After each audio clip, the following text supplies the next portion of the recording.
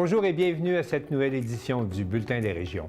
Au cours de la prochaine heure, on va vous présenter des reportages qui proviennent de partout au Québec grâce à la collaboration des télévisions communautaires associées à Cogeco. Bonne émission.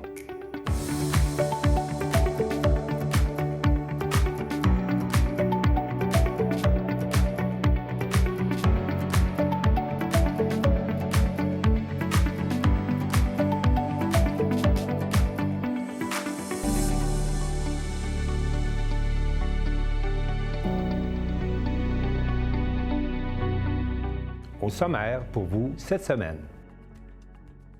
À Baie-Saint-Paul, des levées géotechniques pour mieux connaître la composition des sols et mieux prévenir les inondations. À Percé, beaucoup d'émotions à l'occasion du gala Reconnaissance organisé par Tourisme et Commerce Rocher-Percé. À Forestville, la Maison d'aide et d'hébergement L'Amidel participe à la campagne nationale de 12 jours d'action contre la violence faite aux femmes. À Montjoly, un centre d'apaisement pour les enfants aux prises avec des symptômes de l'autisme. À Grondines, le plus vieux moulin à vent du pays fête son 350e anniversaire. À l'église de Saint-Lambert, une maquette du faubourg de Capcha fait revivre 100 ans d'histoire. À Saint-Zénon-du-Lac-Omkoui, le club des 50 ans et plus brise l'isolement depuis 50 ans. L'organisme Dernier Acte présentera 3 spectacles au bénéfice de Noël à l'Apocatière, Montmagny et Saint-Malachie. Mais pour commencer cette émission, on vous présente une entrevue avec Farah Alibé, la scientifique québécoise qui travaille à la NASA. On connaît cette scientifique, mais est-ce qu'on connaît Farah Alibé, l'autrice? Ariel Gauthier, de CTB-TV, s'est entretenu avec elle. On connaît beaucoup pour l'aspect plus scientifique, mais il ne faut pas oublier quand même qu'elle était autrice, là. Qu'est-ce qui t'a fait passer d'un monde plus scientifique à un monde plus artistique?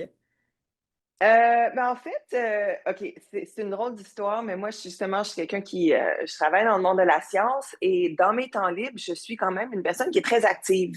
Je fais de l'escalade, du ski, on part souvent en montagne et donc j'arrête jamais. Des fois, c'est fatigant de toujours être comme soit en train de travailler fort ou en train de toujours de partir en grande randonnée. Puis mon chum m'a dit à un moment donné, hey, il te faudrait un passe-temps où tu es assise, où tu fais rien. Fait que là, on était justement en voyage, puis on commence à penser à ce que je pourrais faire, comme me trouver un nouveau passe-temps en tant qu'adulte.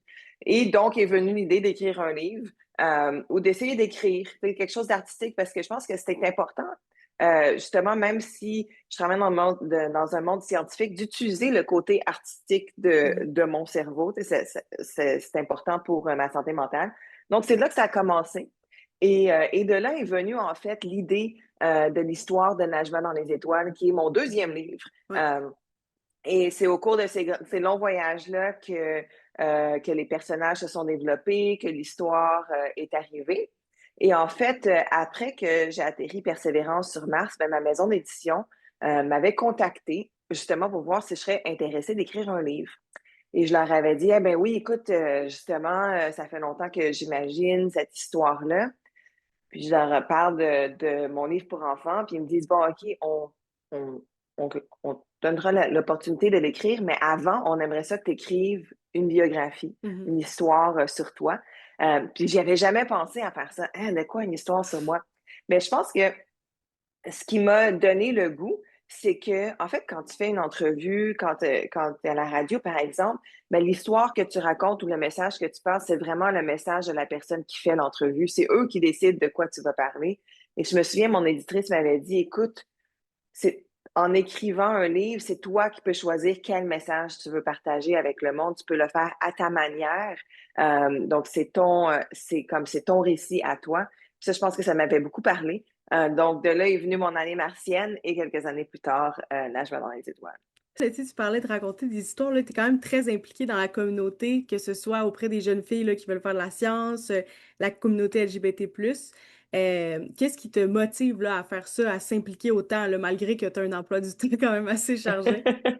Bien, je pense qu'il y a une chose qui est importante pour moi, c'est de redonner à la communauté, à la société, parce que c'est cette société-là qui m'a donné l'opportunité d'être où je suis aujourd'hui. Moi, je me suis pas retrouvée où est-ce que je suis toute seule. J'ai eu des mentors, j'ai eu des gens qui m'ont ouvert des portes. Mais je dois dire que moi, quand j'étais plus jeune, il me manquait des mentors qui me ressemblaient, des rôles modèles qui me ressemblaient. C'est sûr que, bon, moi, j'ai grandi avec Julie Payette, par exemple. Mhm. C'est une fille de chez nous qui est dans l'espace. J'étais en 6e année. Donc ça m'avait, je me souviens, ça m'avait beaucoup, beaucoup marqué, beaucoup inspiré de voir quelqu'un qui me ressemblait, qui s'est retrouvé me ressemblait, disons, une femme qui parle français, qui s'est retrouvée dans les étoiles. Mais des exemples queer, des exemples racisés, j'en voyais beaucoup moins. Et même encore là, dans ma carrière, j'en ai beaucoup moins. Et donc, pour moi, je me suis dit, wow, moi, ça aurait eu tellement un impact pour moi d'avoir un exemple comme ça. Et j'ai l'opportunité de donner cet impact-là à quelqu'un d'autre. C'est vrai que des fois, ça prend du temps, des fois, ça ne fait pas directement dans mon horaire, mais j'ai eu des beaux, beaux messages et exemples de personnes que, justement, à un moment donné, je les avais rencontrés et ça leur avait donné le goût, ça leur avait donné l'inspiration d'eux aussi suivre leur propre chemin, le propre cheminement, leur propre carrière. Donc, je pense que ça en vaut la peine, vraiment. Ceux qui savent pas, là, dans le fond, c'est comme tu en as parlé un petit peu là, de Persévérance, là, qui est un des rovers qui est allé sur Mars. Qu'est-ce que les gens seraient étonnés de savoir sur ton métier là, d'ingénieur? Je suis étonnée de savoir, mais c'est sûr que mon métier de jour à jour, Mhm. c'est très différent. On fait des PowerPoint et des Excel comme tout le monde, Ouais. mais je commande pas mon robot avec des PowerPoint. En fait, il y a une chose peut-être que les gens savent moins, c'est comment on fait les opérations d'un robot une fois qu'on atterrit sur Mars. Donc, vous pouvez peut-être vous imaginer ça a l'air de quoi construire un robot de jour à jour, Ouais. mais comment est-ce qu'on fait ça une fois qu'on est sur Mars? Ben, en fait, ce qu'on fait, c'est qu'on travaille pendant la nuit martienne. Et qu'est-ce que ça veut dire? C'est quoi le Ouais. décalage horaire entre Mars et la Terre? Ben, en fait, c'est très difficile parce que sur Terre, une journée, c'est 24 heures Mhm. et sur Mars, c'est 24 heures et 40 minutes. Donc, moi, si je commence mes opérations à 5 heures du soir sur Mars, ben, il y a une journée ici à Los Angeles que ça va être 5 heures, le lendemain, ça va être 5h40, 6h20, etc., etc. Donc, j'avais un décalage horaire de 40 minutes par jour quand tu fais des opérations sur Mars. Donc, on fait juste ça pour les premiers mois sur Mars. Et en fait, ce qu'on fait, c'est que pendant la nuit, on développe un programme qu'on envoie au robot quand il se réveille le matin parce que le robot fait ses opérations pendant le jour. Il a besoin de voir où est-ce qu'il s'en va. Et donc, on fait ça pendant les premiers mois. Puis après ça, ben, quand la nuit martienne est pendant le jour terrien, on travaille le jour. Sinon, on travaille une journée sur deux parce que c'est vraiment intense d'avoir un décalage horaire. Ouais. Et il y a des jours que je me réveillais genre à 11h, minuit pour aller au Oh. travail. Puis là, le lendemain, mais en fait, c'est correct si c'est à tous les jours, mais là, tu as décalé à Ouais. l'envers, ça devient vraiment beaucoup. Puis, moi, j'ai un ami qui voulait vraiment savoir, est-ce que c'est comme être dans un jeu vidéo, là, de conduire? Non, pas du tout. C'est OK. ça, les gens s'imaginent qu'on a un joystick, genre, puis qu'on Ouais. conduit un robot comme un jeu vidéo. Non, pas du tout, parce qu'en fait, quand on envoie une commande, nous, on envoie nos commandes par onde de radio. Et pour se rendre entre la Terre et Mars, tout dépendant du temps de l'année, ça peut prendre entre 5 et 25 minutes pour se rendre à Mars et un autre 5 et 25 à revenir. Donc, c'est quand même beaucoup. Mhm. C'est quand même très long, donc tu peux t'imaginer si tu as envoyé une commande à la fois, tu envoies la commande, tu attends que ça revienne, c'est vraiment très, très long.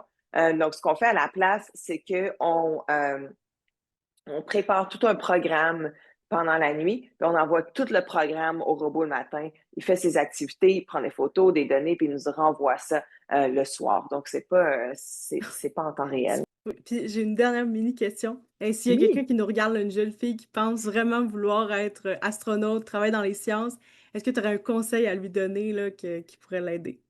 Ben, quoi que en fait, que ça soit des sciences ou autre chose, si il y a quelqu'un qui écoute puis tu sais que vous avez une passion, ben, je pense que je vous encourage à être curieux et curieuse, à poser des questions, à essayer de en comprendre plus sur ce métier-là, quoi que ce soit, dans le fond. Vous êtes chanceux maintenant en plus, parce que moi, quand j'étais jeune, imagine, il n'y avait pas d'Internet. Fait que pour comprendre quelque chose, il fallait que je parte en vélo j'allais à la bibliothèque de Saint-Charles-Borromée. Je pense qu'elle n'existe plus.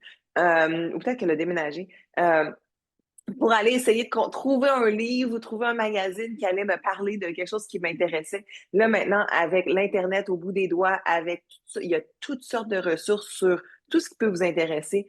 Donc, je pense que c'est une belle opportunité de continuer à apprendre et d'apprendre à sa manière. Donc, je pense que c'est ça que je vous encourage à faire. Super, merci énormément.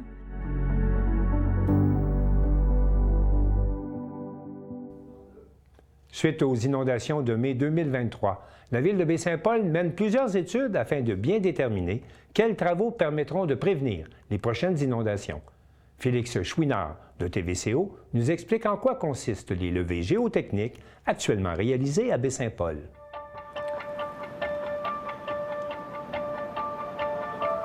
Si vous vous êtes promené au centre-ville de Baie-Saint-Paul au début du mois de novembre, vous avez peut-être aperçu ces équipes de travailleurs munis de chaînes de capteurs et de vestes fluorescentes occuper le bord de la rivière du Gouffre.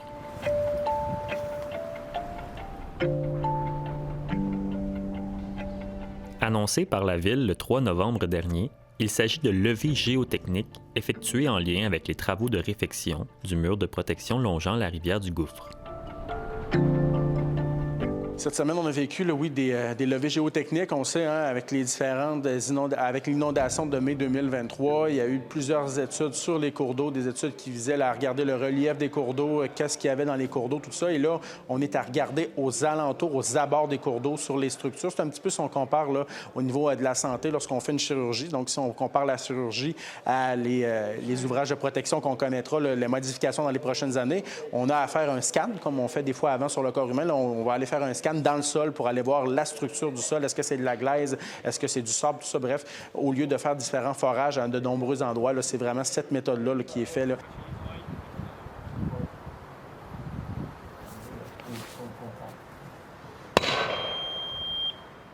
Intrigués par les coups de masse résonnant au sol et la panoplie d'équipements de mesure, nous avons cherché à savoir ce qu'est vraiment un levé géotechnique.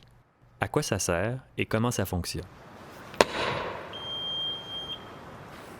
Pour y voir un peu plus clair, nous avons consulté le docteur Didier Perret de la Commission géologique du Canada.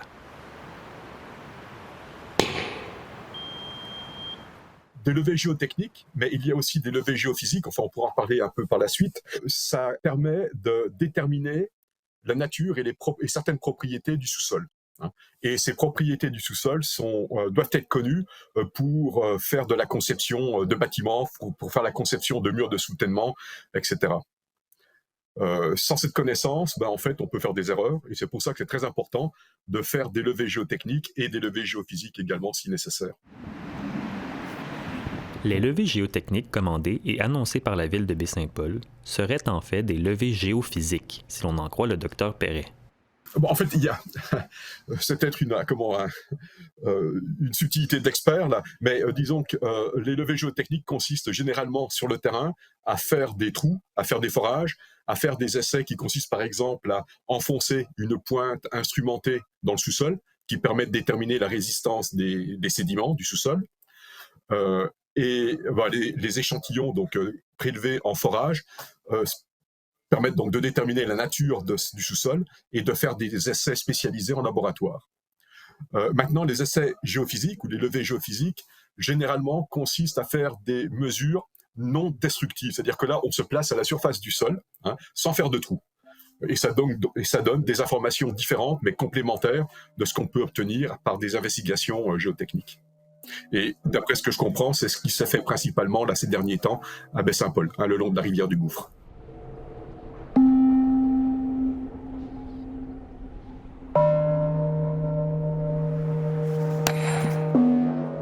La nécessité d'un tel exercice repose d'ailleurs sur le fort potentiel sismique de la région de Charlevoix. Alors pourquoi on fait des essais géotechniques et des essais géophysiques donc, à Baie-Saint-Paul en ce moment ou ces derniers temps?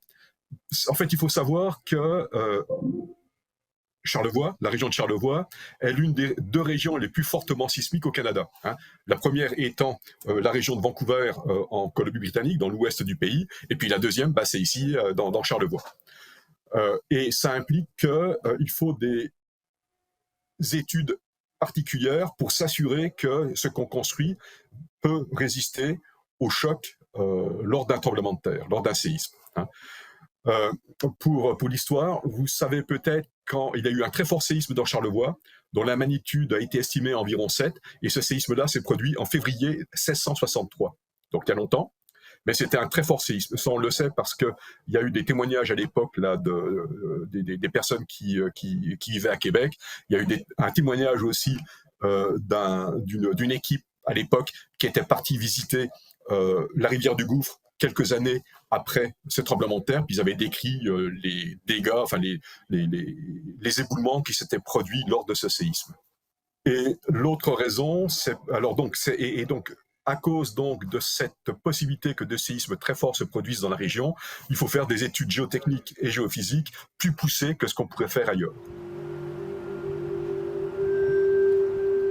D'autres études pourraient être effectuées par la ville de Baie-Saint-Paul. Il faudra toutefois attendre encore un peu pour connaître les suites des levées géophysiques. La ville a rejeté les soumissions obtenues dans le cadre de son appel d'offres. L'administration municipale a jugé les soumissions trop coûteuses.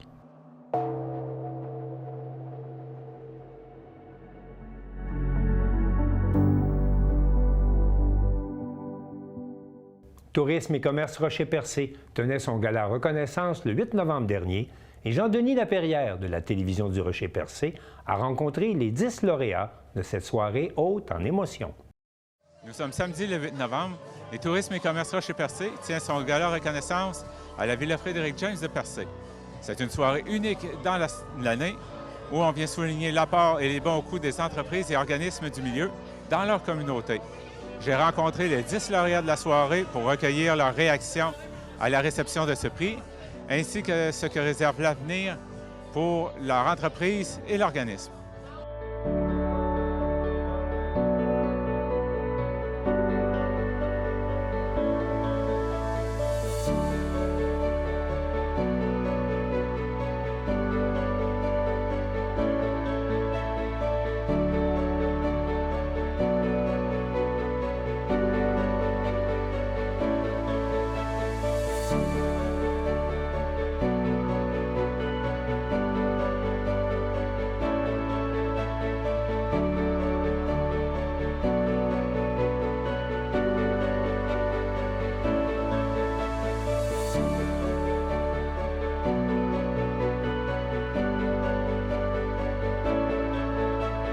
Bonsoir, moi c'est Patrick Jones de Studio Jones à Port-Daniel, propriétaire et copropriétaire, parce que maintenant Jérémy Jones, le fils de Patrick, en réalité, la relève depuis 2021. Vous avez remporté le prix industriel. Qu'est-ce que ça vous fait de recevoir ce prix-là?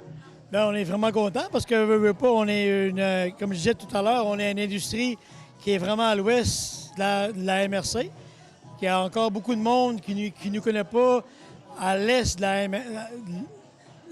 la MRC. Mais on est là quand même depuis 42 ans.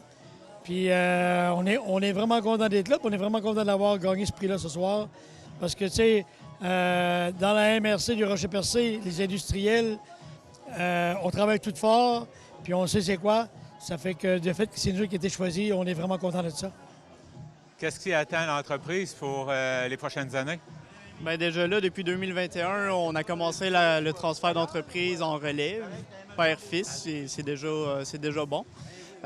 Puis on veut continuer d'élargir notre champ d'action, avoir de la nouvelle machinerie, puis des nouveaux employés. On a justement engagé 3 nouvelles personnes, puis on a un nouvel atelier mobile depuis très dernièrement. Fait que ça va très bien. Mona Cahill. Je suis la gestionnaire des bateliers depuis 34 ans. Vous avez remporté le prix, elles sont encore là. Qu'est-ce que ça vous fait de recevoir ce prix-là? Bien, écoute, c'est une belle fierté, là, 52 ans que l'entreprise existe depuis 1973, qu'elle a été enregistrée au registre des entreprises et depuis ce temps-là, on est encore là, c'est le cas de le dire. Et on est là avec des gens d'affaires qui ont cru en notre région et qui ont permis à ce qu'on prenne de l'expansion à chaque année avec nos navires pour des croisières vers le parc de l'île Bonaventure et du Rocher-Percé. Qu'est-ce qui attend l'entreprise pour la prochaine année? Bien, toujours un défi de personnel. On va travailler fort là-dessus. On a fait la modernisation d'un dernier navire qui est devenu un navire à passagers de 175 passagers au cours de la dernière saison.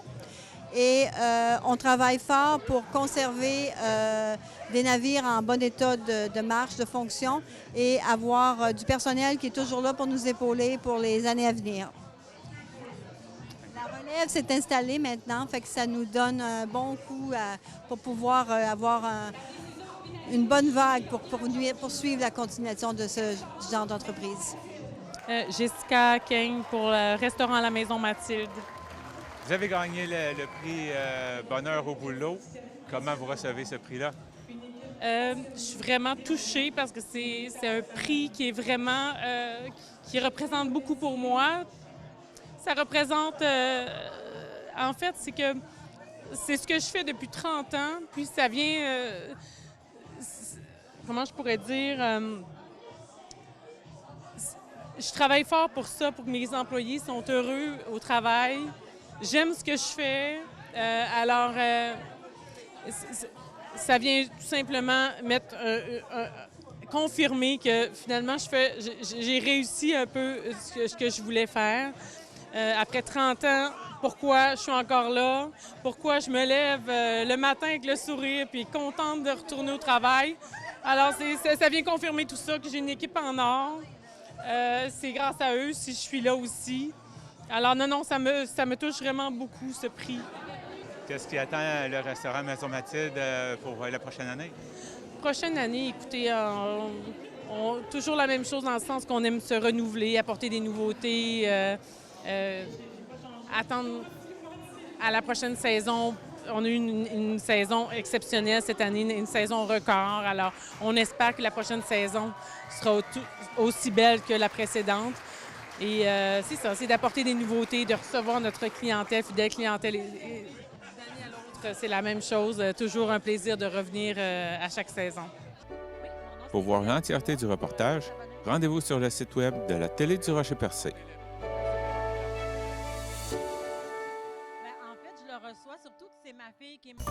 Vous écoutez votre reflet d'ici. Revoyez tous nos reportages sur notre site Internet.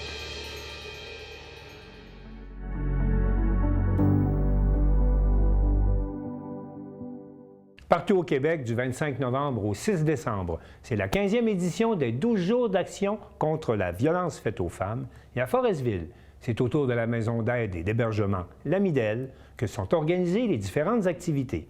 Joanie Godreau, de la Télévision du Littoral.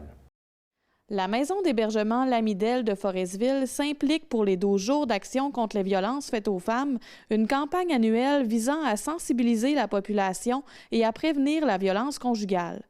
Du 25 novembre au 6 décembre, des activités sont prévues dans la région. L'opération nationale concertée en matière de prévention de la violence entre partenaires intimes sera de retour le 26 novembre en collaboration avec la Sûreté du Québec. Nancy Parisé, intervenante en prévention et sensibilisation à la Maison L'Amidel, précise les autres actions. Les 12 jours débutent le 25 novembre jusqu'au 6 décembre, la journée de la polyclinique. C'est sûr qu'il va y avoir plein d'activités en Haute-Côte-Nord. Le 26, c'est la journée avec les policiers. C'est la violence entre partenaires intimes. On va faire des tracts. On va en faire en Forestville, Scoumain-Spit, Tadoussac et Sacré-Cœur. On va remettre des rubans blancs avec des informations sur la violence. Après ça, il va paraître dans le journal tout l'horaire des activités des centres de femmes de Forestville, l'Alliance des femmes. Un important événement est également organisé le 4 décembre aux Escoumins de 19h à 21h en collaboration avec les centres de femmes de la région et l'Alliance des femmes. Il y aura un témoignage d'une femme qui a vécu de la violence. Des autobus organisés permettront aux femmes d'y assister sans se casser la tête puisque des arrêts seront ciblés dans chaque municipalité. Pour Nancy Parisé, l'objectif principal de ces 12 jours d'action est la prévention. Si les gens ils n'entendent pas de parler de prévention, ils restent dans le petit cocon. Puis tu sais, la Haute-Côte-Nord, c'est très gros. La distance est grande, puis c'est difficile pour tout le monde d'aller se rejoindre d'un coin ou l'autre du Québec ou du Canada. Mais la violence faite aux femmes est encore trop évidente aujourd'hui. Fait qu'on fait beaucoup d'activités pour aider les femmes à comprendre qu'est-ce qu'ils vivent. Parce qu'il y en a, ça fait tellement longtemps qu'ils ne savent pas qu'ils vivent la violence. Il existe plusieurs formes de violence, pas seulement celle qui est physique et que l'on peut voir facilement. Les formes de violence conjugale, écoute, c'est physique. Physique, ça peut être de la bousculade. Ça peut être des coups, des blessures, de la strangulation. Tu as la violence psychologique, qui peut être l'intimidation. Ça peut être l'humiliation, le harcèlement. C'est toute la violence psychologique, verbale, insultes, menaces. Tu as la violence sexuelle. Viol, comportement brutal pendant l'acte sexuel. Des fois, c'est niaiseux, mais ça ne veut pas dire que ça tente toujours à la femme. Fait que c'est considéré comme une violence économique. Priver l'autre des revenus, interdire de travailler, contrôler tout le revenu familial. Puis on en voit tellement, Joanie, c'est épouvantable. Il y a beaucoup, beaucoup de violence encore dans nos milieux. La Maison Lamidelle accueille quotidiennement des femmes victimes de violences avec ou sans enfants, tout en offrant des services externes accessibles 24 heures sur 24. Selon Mme Parisé, les services externes sont méconnus de la population. Il n'est pas obligatoire d'être hébergé à la maison pour y obtenir des services. La maison offre un soutien global et confidentiel en accompagnant les femmes dans toutes les démarches nécessaires, que ce soit avec les avocats, la DPJ ou les travailleurs sociaux. Nous autres, on va épauler les femmes, on va les accompagner dans toutes les sphères. S'ils ont besoin d'un avocat, s'ils ont des problèmes à DPJ, même sans avoir de problème, tu as besoin de soutien de la DPJ, est là pour travailler avec nous autres. Les TS sont là pour travailler avec nous autres. On travaille avec les travailleuses de rue. On est là en tout temps. On n'est pas là pour faire leur travail, mais des aider de reprendre le pouvoir sur leur vie. Ouais, c'est ça. Puis ici, c'est confidentiel. C'est sécuritaire. Puis ils ne sont pas obligés de venir. Ils peuvent nous appeler. Puis s'ils ne sont pas en danger, mais ils n'ont pas le moyen de transport, on va s'arranger pour qu'ils s'en viennent. S'ils sont en danger, on va envoyer les policiers. S'ils n'ont pas de transport, ça peut être un taxi, ça peut être nous autres, mais il faut qu'ils soient dans un endroit sécuritaire. Ils veulent nous rencontrer, ils ne peuvent pas se déplacer. On va se rencontrer pour prendre un café, on va en discuter.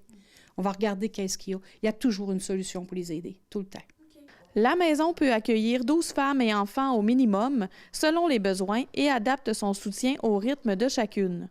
Il n'y a pas de temps pour ces femmes-là. On va y aller selon ce qu'ils sont capables d'avancer. Okay. Tu sais, on ne peut pas dire qu'ils vont régler les choses dans 2 semaines. Là. Il y en a que ça va prendre 2 semaines. Il y en a que ça va prendre 4 mois. Mais si la femme avance puis elle continue à fonctionner, bien, on va être là pour elle, c'est sûr. Malgré l'importance des services offerts, l'intervenante reconnaît que la maison d'hébergement reste encore trop peu connue sur le territoire. Ces 12 jours d'action représentent une occasion de mettre en lumière le travail essentiel des maisons de femmes et de rappeler à la population que la violence faite aux femmes demeure un enjeu préoccupant sur la Côte-Nord et partout au Québec. Joanie Gaudreault, à Forestville.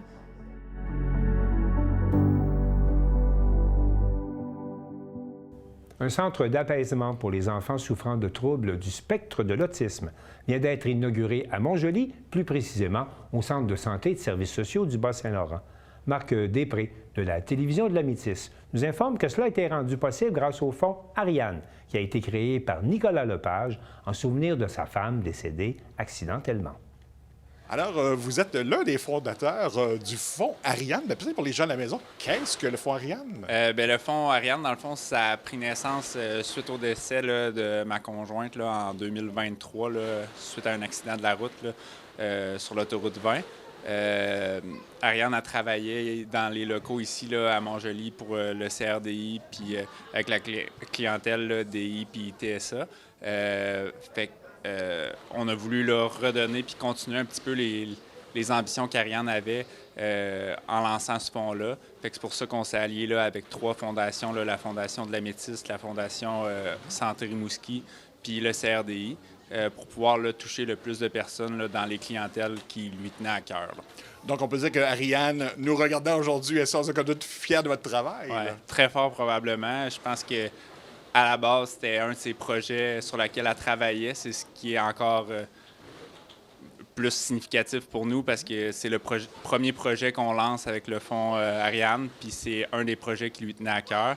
Il y a un petit peu d'elle là-dedans, puis nous, on a juste continué son travail là, en permettant la réalisation de ce projet-là. Et c'est quoi l'objectif global du fonds Ariane à ce moment-là? En fait, c'est de redonner à la clientèle là, qui lui tenait à cœur, puis de pouvoir faire une différence là, dans la vie de ces gens-là, en leur permettant d'avoir des installations ou des objets techniques qui permettent là, de leur offrir les meilleurs soins possibles.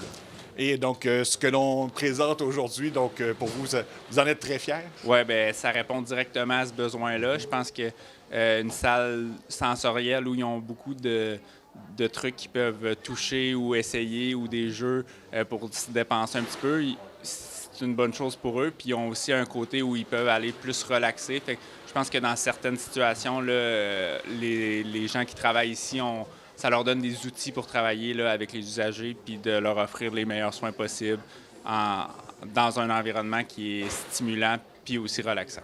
Et comme on le voit aujourd'hui, votre petit bonhomme, je pense, adore les balles. Ouais. J'ai bien hâte de voir si les gens vont aimer les balles comme lui, mais lui, il a adopté la piscine à balles, je crois. Fait que, il va peut-être m'en demander une pour le Père Noël. Et à ce moment-là, le fait de le voir utiliser tous ces appareils-là, est-ce que vous y voyez une différence sur son attitude à lui? Ou... Ben, tu sais, c'est sûr que un enfant, tu lui donnes un parc de jeux comme ça, c'est sûr que c'est le fun pour lui. Puis c'est sûr que les usagers vont pouvoir en bénéficier comme lui parce que on le voit, il adore ça puis il peut bouger. C'est sûr que les besoins de chacun est différent, mais c'est sûr que pour certains, ça va être un endroit qu'ils vont adorer, là, je crois. Et quelle a été la réceptivité des gens ici de Bon-Joli face à ce projet-là? Ben, dans un premier temps, j'avais parlé avec France José, qui était la gestionnaire là, d'Ariane quand elle travaillait ici. Puis je lui avais signifié mon désir qu'elle poursuive ce projet-là en mémoire d'Ariane. Puis l'équipe a répondu présent à ce projet-là. Ils ont complété le travail à merveille. Ils ont mis tout ça ensemble, puis on obtient un projet aujourd'hui qui répond aux attentes, non seulement des employés, je crois, mais aussi aux attentes là, des usagers ici. Là. Et on sait que la campagne de financement, on est en campagne de financement pour la Fondation Santé Métis. Qu'est-ce que vous dites? Je pense que c'est un exemple parfait de l'importance d'une telle fondation. Exact. Bien, je pense que chaque personne peut faire une différence dans la communauté. Puis, tu sais, parfois, c'est pas nécessairement des énormes dons ou quoi que ce soit. C'est juste de s'impliquer puis de trouver une façon de pouvoir redonner au suivant. Puis, on sait jamais quand est-ce que nous, on va en avoir besoin de ces services-là. Fait que je pense que c'est important de s'impliquer puis de redonner à notre communauté. Donc, on invite et incite fortement donc les gens à donner? Définitivement. Je pense que c'est comme ça qu'on peut rendre des projets plus concrets comme aujourd'hui, sans le support de toute la population ou sans le support de tous les gens qui participent de près ou de loin aux fondations, on ne pourrait pas offrir ce genre de salle là, pour les usagers. Donc, c'est le premier projet aujourd'hui d'une longue série? Ou... On l'espère. Bien, je pense que, tu sais, dans un premier temps, j'étais aux études dans l'année dernière, fait que je pouvais pas promouvoir le fonds comme je l'aurais voulu. Mais je pense que dans les prochains temps, le but, c'est qu'on en parle, puis qu'on puisse faire des petits avec ce projet-là dans notre communauté, que ce soit à Rimouski ou à Montjoli, puis qu'on puisse là, contribuer là, au bien-être là, de ces usagers-là. Et comment on peut faire à ce moment-là pour vous suivre, le fonds Ariane? Est-ce que vous êtes sur les médias sociaux? Ben, en fait, c'est par le biais là, de la Fondation Santé Rimouski puis la Fondation Santé de la Métis. Dans le fond, on est une branche de ces fondations-là qui ont nommé un fonds là, au nom d'Ariane qui est attribué là, pour une clientèle particulière. Là. Fait que on peut soit se rendre là, sur le site d'une de ces deux fondations-là pour avoir accès là, pour faire un don au fonds Ariane. Avec, il y a des explications là, au niveau du site Internet. Donc, on peut souhaiter longue vie au fonds Ariane.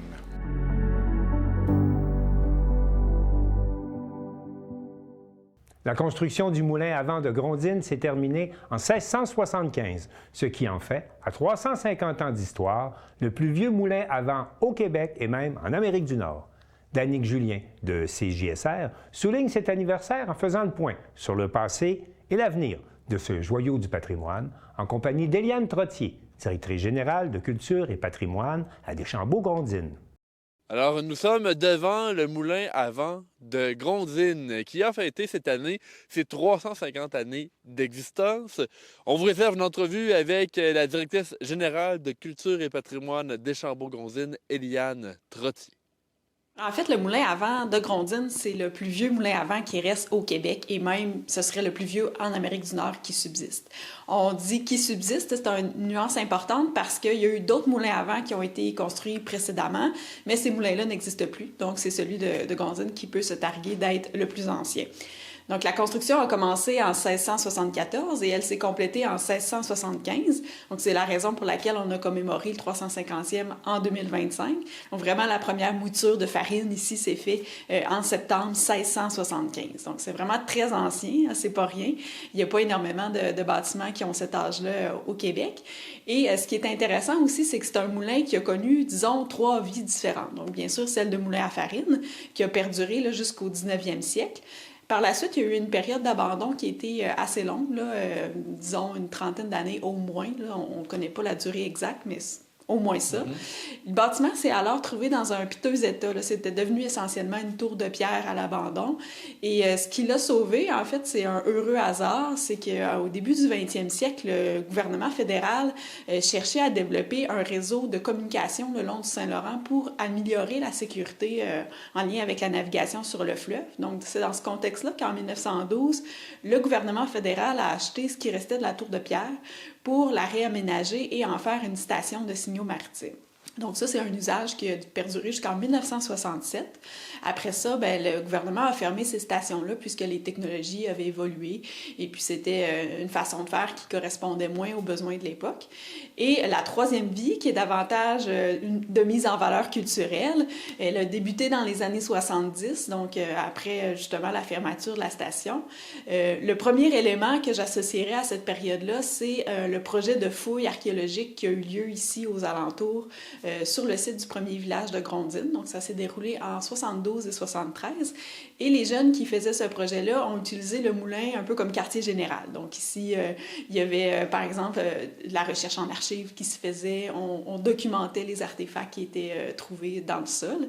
Puis, c'est après ce projet-là, dans le fond, que la municipalité de Grondines a acheté le bâtiment et éventuellement, c'est devenu un lieu d'interprétation comme ce l'est toujours aujourd'hui. Et il y a un documentaire dans le cadre du 350e point d'ancrage qui a été fait. Il est maintenant disponible pour écoute libre sur les réseaux. Justement, on en parle beaucoup de cette fouille archéologique-là. Parlez-moi, pourquoi avoir élaboré ce documentaire-là d'environ une vingtaine de minutes? Oui, mais en fait, parmi les histoires du moulin, les éléments qui concernaient la période de fouille, c'est ceux sur lesquels on avait moins d'informations. Et puis, dans l'objectif de souligner la contribution de cette période-là, dans la connaissance de l'histoire de Grondines, mais aussi particulièrement du premier village, on a retracé des gens qui ont participé à ce projet-là. Donc, au début, c'était vraiment une démarche là, de récolte d'informations, de témoignages. Ça s'est avéré très riche, en fait, ces rencontres-là. C'est vraiment des personnes hyper intéressantes là, qu'on a eu la chance de rencontrer à ce moment-là. Puis, le projet de court-métrage a émergé aussi dans la perspective où on souhaite renouveler l'exposition permanente qui est présentée ici. Donc, on trouvait que c'était une façon intéressante de valoriser cette période plus récente-là en présentant des témoignages. Et puis là, on a beaucoup de matériel. Donc, dans le cadre des festivités du 350e, on a voulu développer un court-métrage à partir de ça pour faire connaître ce projet-là des années 70 qui était assez inusité. Donc, c'est ce qu'on découvre dans le court-métrage. Un projet qui était bien ficelé, qui avait super bonne réputation là, dans le cadre du programme Perspective Jeunesse, qui était un programme fédéral là, pour soutenir des initiatives de jeunes un peu partout dans le pays. Et puis, ça a été un projet qui a fait des petits, puisque, comme je l'ai mentionné, après ça, la municipalité a acheté le moulin. Il y a eu un musée qui a été fait à Grondines pendant une certaine période de temps où on présentait, entre autres, le travail archéologique. Qu'est-ce qui a été trouvé, en gros, là? Je vous demande pas de réciter tout le documentaire, mais qu'est-ce qu'on a trouvé ici sur le site? Oui, en fait, ce qui était fouillé, c'était le site de la première église, une maison aussi, et le site du premier presbytère. Donc, il y a beaucoup d'objets du quotidien qui ont été trouvés. Là, c'est sûr qu'il y a beaucoup de pièces de poterie, par exemple, qui avaient été identifiées. Puis même les gens, c'est ce qu'ils racontent dans le film, entre autres, c'était super valorisant pour eux de refaire le puzzle, d'identifier des pièces, puis de pouvoir refaire un bol. Il pouvait y avoir des clés, de la vaisselle, vaisselle en général, ce genre de choses. Puis, un autre volet qui est intéressant, en plus des fouilles elles-mêmes, c'est la quête ethnologique et archivistique au sein du village qui a été faite. Donc, nous, Culture et patrimoine des Chambauds-Grondines, on ne détient pas nécessairement ces archives-là, mais ça a permis une recension parce que ce qu'ils ont fait concrètement, les jeunes, c'est qu'ils ont fait un appel à tous. Et puis là, les gens de Grondines étaient encouragés à venir ici au moulin pour déposer des archives précieuses qu'il y avait chez eux, dans leurs archives familiales. Donc, à titre d'exemple, là, il y avait quelqu'un chez lui qui avait, ou chez elle, je ne le sais pas, qui avait une lettre de Vaudreuil.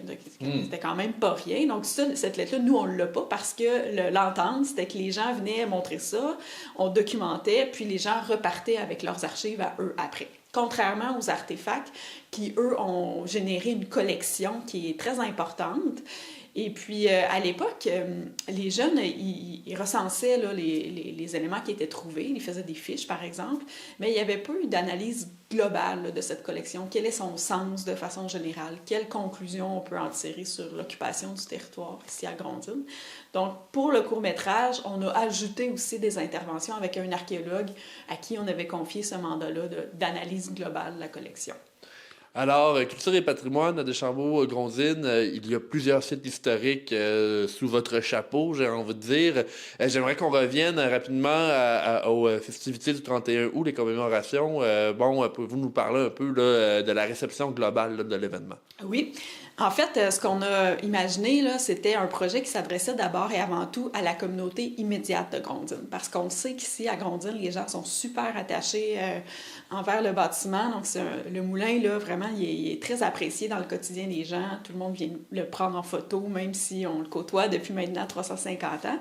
Donc, le public cible de notre fête, c'était vraiment les gens de Grondines. Donc, il y avait des activités plus familiales. Il y avait une conférence archéologique, justement, pour parler du résultat des fouilles. On a présenté le court-métrage. Il y avait aussi la course du moulin ce jour-là. Donc, c'est un événement qui existe depuis un certain temps et dans l'objectif là, de maximiser nos efforts communs. Et puis, la course met en valeur le moulin à sa façon. On a combiné un peu une programmation, donc la course le matin, puis les activités à caractère culturel, plus en après-midi et en soirée.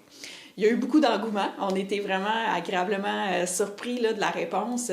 Il y a plusieurs activités, là, comme il y avait un souper communautaire, par exemple, où c'était complet assez rapidement.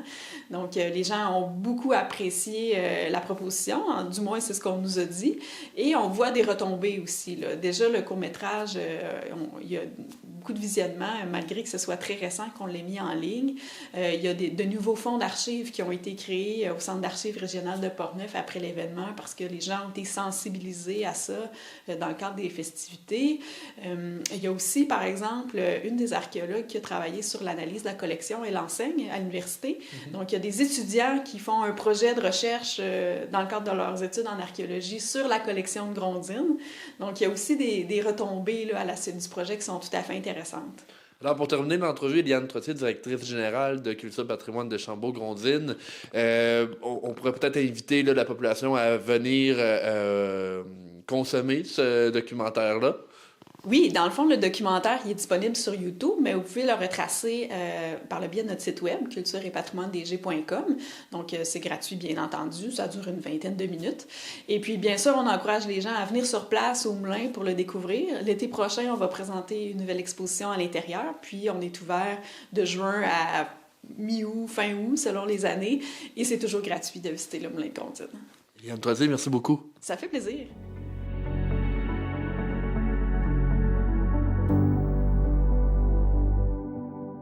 Grâce à l'utilisation de photos aériennes prises en 1927, une maquette du faubourg de Cap-Chat reprend vie et fait revivre 100 ans d'histoire dans la magnifique église de Saint-Lambert de Cap-Chat. Un reportage de la télévision de la Haute-Gaspésie. Marie-Claire, nous sommes actuellement dans la magnifique église Saint-Norbert de Cap-Chat, qui est sûrement la plus belle église en Gaspésie. L'intérieur de l'église est magnifique. Donc, on est ici parce que, à la Société d'histoire, avec Steve Landry et la fabrique ici de Cap-Chat, on a fait un projet d'exposition. On avait commencé à faire l'exposition dans nos locaux à Saint-Anne, là, dans notre nouvel agrandissement qu'on a fait dans nos locaux de la Société d'histoire. Puis, c'était déjà prévu que le financement que la MRC nous a octroyé et la ville de Captcha, c'était déjà prévu qu'on déménage l'exposition sur le territoire de la ville ici. Donc, on a commencé, nous, à élaborer un concept d'exposition, puis ici, on continue de le bonifier. Bon, d'abord, on a mis en valeur la maquette. Il y a une maquette qui avait été faite ici du faubourg de Captcha, une maquette qui a été faite il y a à peu près peut-être une vingtaine d'années. Puis, le plan, c'était de mettre en valeur la maquette, puis aussi de bonifier avec des visuels qu'on a conçus dans le cadre de l'exposition Captcha 100 ans noir sur blanc, avec le livre de Steve Landry qui était paru, qu'on avait fait l'exposition en marge de ça. Donc, le but, c'est d'intégrer, de mettre la maquette en évidence, parce que la maquette était ici dans l'église auparavant, mais était sur le côté ouest, puis était orientée d'un autre sens, fait que le plan, c'était de mettre en valeur encore plus la maquette, puis de la mettre sur de vraiment, là, en bon français, de l'habiller, là, comme il faut tout le tour, là. Puis après ça, de mettre aussi les visuels là, qu'on a élaborés. Là-bas, dans nos locaux de la Société d'histoire, on avait déjà fait ces 2 visuels-là dans l'expo. C'était pas seulement ça, mais c'est le mur d'accueil dans l'exposition qui est en plus petit format dans nos locaux. Ici, on a décidé, de par la grandeur des lieux, de le faire encore plus grand, finalement, là.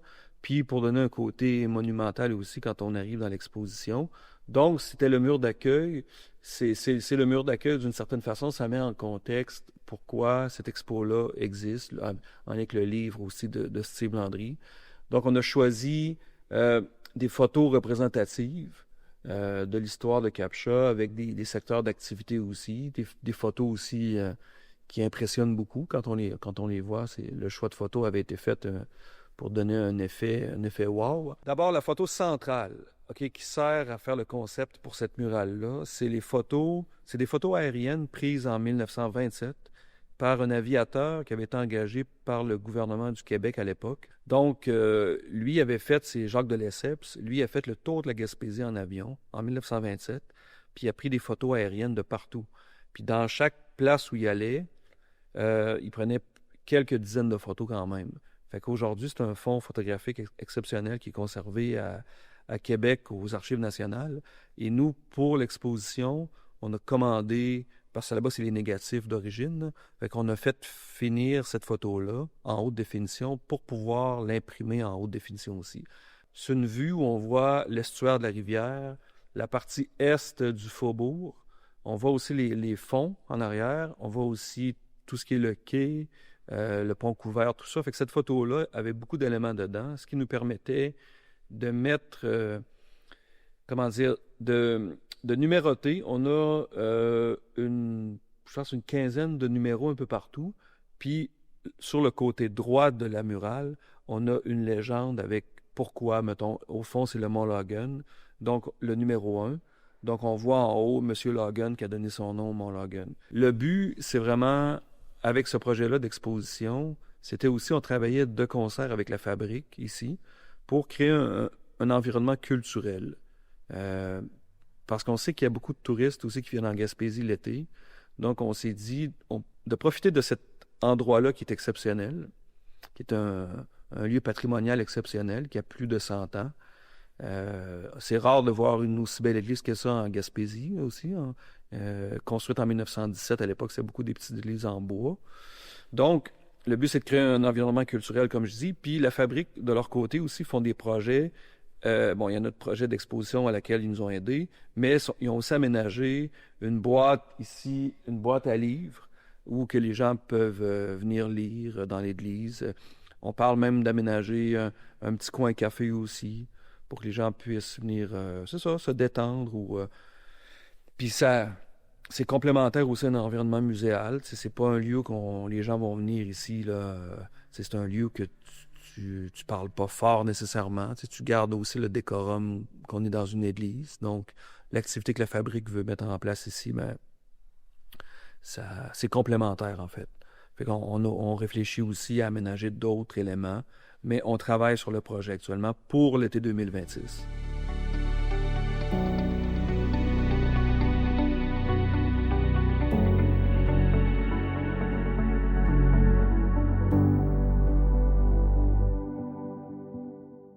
Carl Blanchette de la télévision de la Matapédia était à Saint-Zénon-du-Lac-Omequy pour le 50e anniversaire du Club des 50 ans et plus. On écoute son reportage. Pour commencer, M. Lebel, pouvez-vous nous rappeler c'est quoi la mission du Carrefour 50+ du Québec? L'idée, c'est de briser l'isolement, s'assurer qu'il n'y a pas personne demeure seul chez eux, que les aînés ne vivent pas seuls, qu'ils peuvent se rencontrer et avoir du plaisir. Ça, c'est la première chose. La deuxième chose, c'est organiser des activités dans le milieu, faire animer la communauté, qu'il se passe des choses dans nos communautés. Puis la troisième chose, c'est défendre les droits des aînés. Les aînés ont des droits partout, puis chez nous aussi, fait qu'on faut défendre leurs droits. Puis est-ce que les besoins et les intérêts des membres des 50 ans et plus ont changé au fil des décennies? Oui. Les aînés ont changé d'activité. Souvent, il y a encore ça un peu, là, des soirées de danse, ça joue aux cartes, tout ça. Mais là, maintenant, on voit beaucoup des jeux de pickleball, ça va jouer au pickleball, ça va jouer au curling, à pétanque sur l'intérieur. Il va y avoir différentes activités. Aujourd'hui, il y a beaucoup de conférenciers aussi qui viennent faire des conférences sur mourir dans la dignité, différents thèmes comme ça qui peuvent être abordés. Fait que ça a beaucoup évolué. Pour que ça dure pendant 50 ans, il a fallu que ça s'ajuste. Oui. Puis qu'est-ce que ça vous fait de voir un anniversaire comme celui-là du Club du Lac-Omequy qui célèbre ses 50 ans du Club des 50 ans et plus? C'est quelque chose. 50 ans, il n'y a pas beaucoup d'associations qui existent depuis 50 ans. Pendant 50 ans ici, il y a des bénévoles qui ont maintenu ce club-là en action. Puis il y en a plusieurs là, dans l'Est, de Kamouraska-aux-Îles. J'en ai fait quelques-uns. Là, ils fêtent leur 50e, 55e anniversaire. Fait que si ça a duré aussi longtemps, c'est parce qu'il y avait une raison. Parce qu'il y a un besoin. Les gens aiment ça se rencontrer, aiment ça avoir du plaisir, puis aiment ça aussi de pouvoir faire des activités. Puis c'est quoi les projets ou les priorités du Carrefour 50+ pour les prochaines années? Nous, on voit que la tranche d'âge des 75, 80, 85 ans, 72 ans et plus, mettons, ils sont beaucoup présents. Moi, je voudrais emmener aussi les 50 à 65, 70 ans à s'impliquer. Pour ça, il faut emmener des activités nouvelles, il faut emmener des choses nouvelles, il faut prendre la parole plus souvent, il faut être présent, il faut être en action.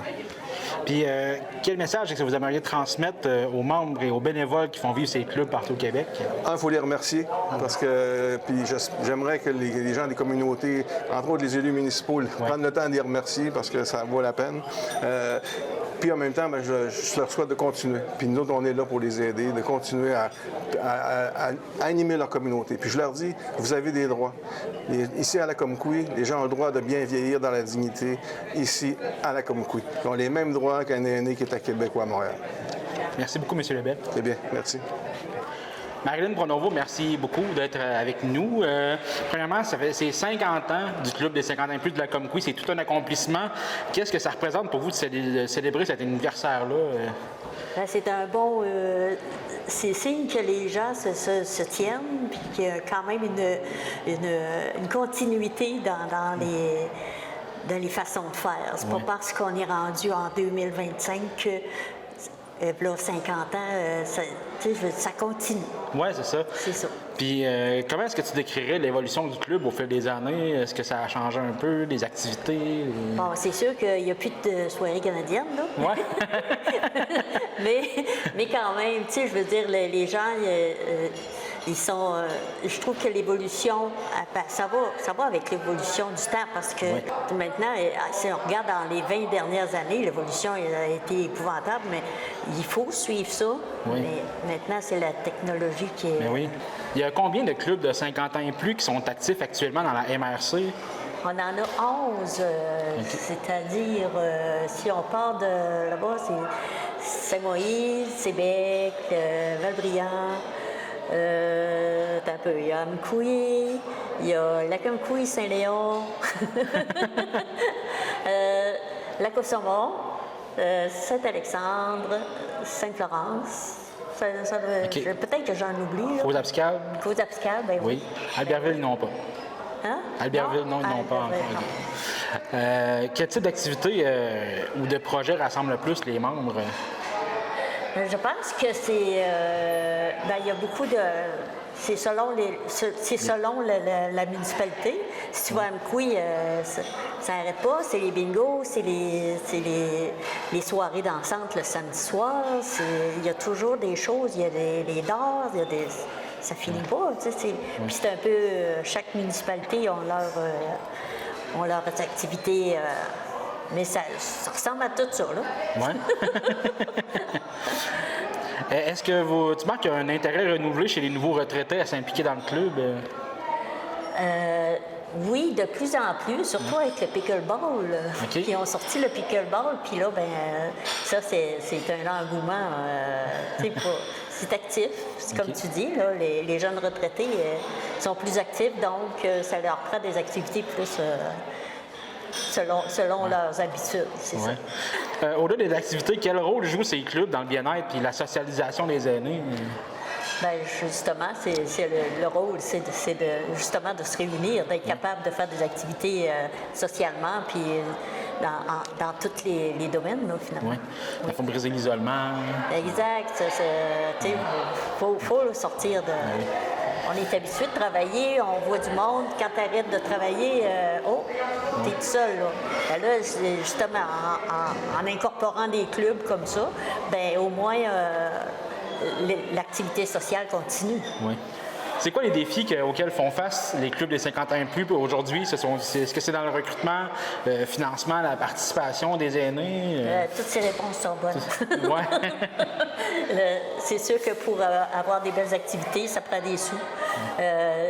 On demande au gouvernement d'aider. Il y a divers projets qui sont disponibles au gouvernement.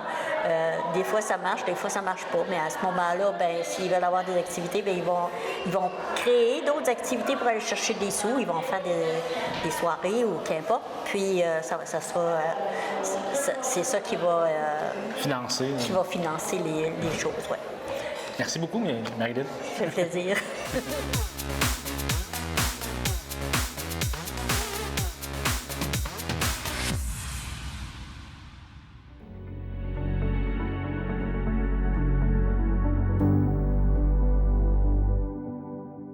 L'organisme Dernier Acte de Montmagny, qui utilise les arts de la scène pour faire la promotion et de la prévention dans les écoles, présentera 3 spectacles bénéfices de Noël à Montmagny, à la Pocatière et à Saint-Malachie, afin de rénover ces installations, nous rapporte Mario Lacombe de CEMA TV.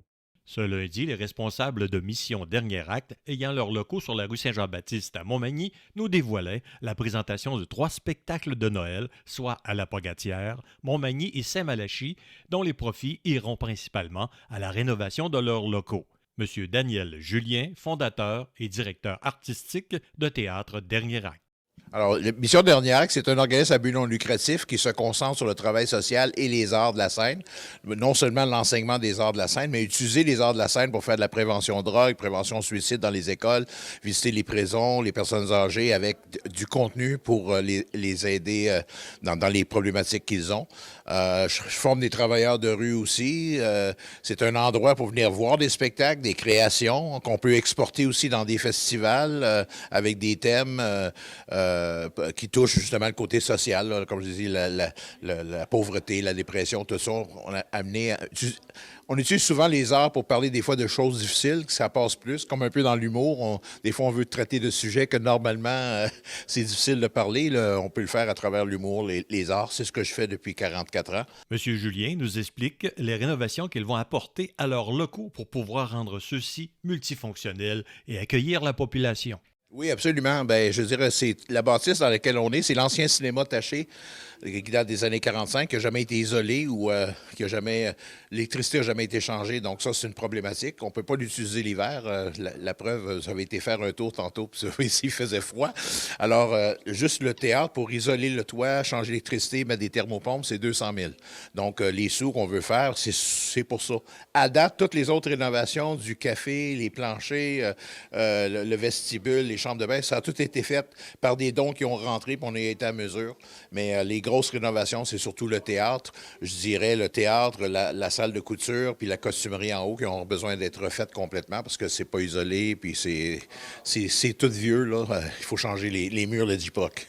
Alors, on vous rappelle les dates de ces 3 spectacles. Le 18 décembre à la cathédrale Sainte-Anne de la Pocatière, le 19 décembre à la salle François-Prévost de l'Espace citoyen à Montmagny et le 20 décembre à la salle Vie Nouvelle à Saint-Malachie. Pour information, c'est le 1-855-532-6311. 316. Mario Lacombe à Montmagny pour CMA TV Information.